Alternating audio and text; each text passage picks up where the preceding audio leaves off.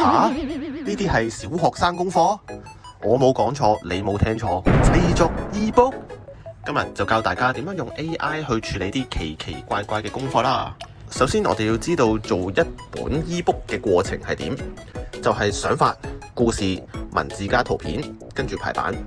首先我會叫阿女將佢嘅想法寫喺紙上面，然後叫佢用啱啱寫咗嘅文字輸入電腦，跟住我哋再分頁，大概係一頁講一件事。咁佢咧就揀咗去日本旅遊，然後我哋將文字逐頁放入 Google Flow 入邊製作影像。喺 Flow 入邊咧，其實俾指示都好簡單，只要將文字擺上去，加上呢一句 prompt， 請幫我將以下文字生成漫畫風格，後邊咧就加翻頭先每一頁嘅字，跟住咧 AI 就會幫佢將內容生成出嚟。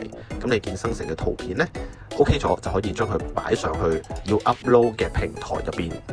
然之後咧就梗係排版，再加埋頭先嘅文字啦，咁就搞掂㗎啦。